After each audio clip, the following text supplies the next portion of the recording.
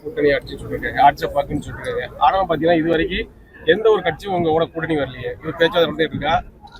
இன்னும் எத்தனை கட்சி இருக்கு சும்மா சொல்லுங்க. இன்னும் இன்னும் நிறைய கட்சிகள் இருக்கு. நம்முடைய கொள்கை கோட்பாடு குறிக்கோள் என்பது ஏற்கனவே டிக்ளேர் செய்யப்பட்டது. இன்னைக்கு திமுக ஆட்சியில் இருக்குன்னு சொன்னா அதுல காங்கிரஸ் ஓட்டு இருக்கா இல்லையா, விடுதலை சிறுத்தைகளின் பங்கு இருக்கா இல்லையா, மார்க்சிஸ்ட் கம்யூனிஸ்ட் கட்சிக்கு பங்களிப்பு இருக்கா இல்லையா? அப்ப அவர்களினுடைய ஓட்டு மட்டும் வேணும், உங்களுடைய வாக்கு மட்டும் வேணும், ஆனா அதிகாரத்துல பங்கு தர மாட்டேன் என்பது மோசடி. இவர்களுக்கும் அது தெரியும். தெரிந்த பிறகும் அந்த ஒரு சீட்டு 2 சீட்டு இதற்காக அவங்க ஒரு சாக்ரிஃபைஸ் பண்ணிட்டு அதுல நின்றுட்டு இருக்காங்க. நம்ம அதிகாரத்திடம் கேட்க வேண்டியது என்னது? சலுகையா, சீட்டா? அதிகாரத்திடம் கேட்க வேண்டியது அதிகாரம் தான். அந்த அதிகார பகிர்வை தருவோம் என்று சொல்லிதான் எங்களுடைய கொள்கையாக கோட்பாடாக நாங்க முழக்கமிட்டு அதை டிக்ளேர் பண்ணி வந்திருக்கிறோம். எனவே வெற்றி தலைவர் அவர்களினுடைய தலைமையில கூட்டணி குறித்த அனைத்து முடிவுகளையும் எடுக்க வேண்டும் என்பதற்கு ஜனநாயக பூர்வமாக பொதுக்குழு கூடி முடிவெடுத்து தீர்மானம் நிறைவேற்றிருக்கிறோம். சரியான நேரத்தில் சரியான கூட்டணி குறித்து வெற்றி தலைவர் சொல்வார். கூட்டணி பேச்சுவார்த்தை எல்லா இடத்துலையும் நடந்தது. இப்ப கூட பேசிக்கிட்டு இருந்தோம், மேடையில பேசிக்கிட்டு இருந்தோம். தலைவர் தான் சொல்றார். பேசுறதெல்லாம் பேச்சு கிடையாது, தலைவர் பேசுறதுதான் பேச்சு. அண்ணன் ஒண்ணு வந்த பிறகுதான் அவங்க மத்த திமுக கூட்டணி கட்சிக்காரங்களுக்கு ஒரு டிமாண்ட் வைக்கிறாங்க. நீங்க இல்லன்னா அந்த டிமாண்ட் வைக்கவே முடியாது.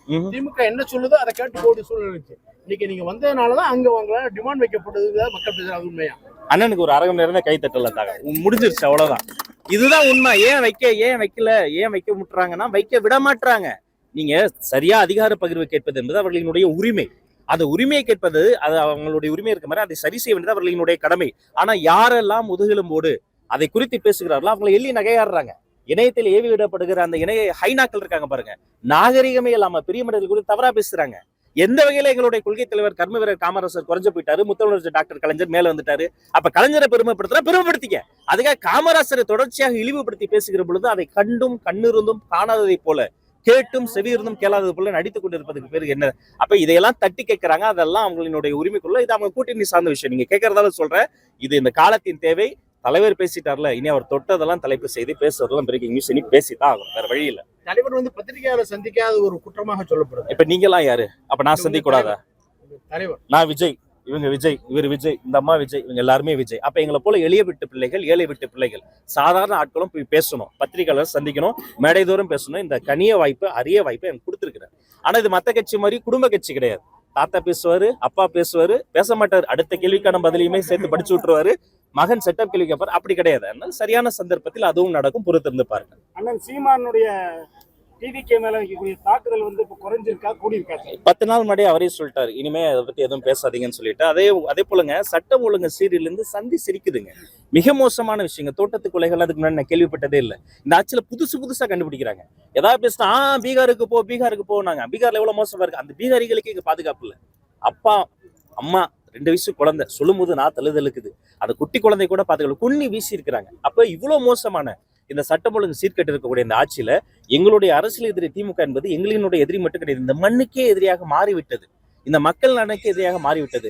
அவர்களை வீழ்த்த வேண்டும் என்ற இலக்கில் நாங்கள் ஓடிக்கொண்டிருக்கிறோம். எங்களுடைய இந்த ஓட்டம், எங்களுடைய இந்த நோக்கம், எங்களுடைய குறிக்கோள் என்பது வெற்றி தலைவர்களினுடைய தலைமையில் எங்களுடைய நட்பு சக்திகளை அரவணைத்து அதிகார பகிர்வு செய்து அடைய போவது உறுதி. இது காலத்தின் தேவை, பொறுத்திருப்பாரு. ஒவ்வொரு ரேஷன் கார்டு மீதும் 2 லட்சத்துக்கும் மேற்பட்ட கடன் சுமைகள் ஏறி இருக்கு.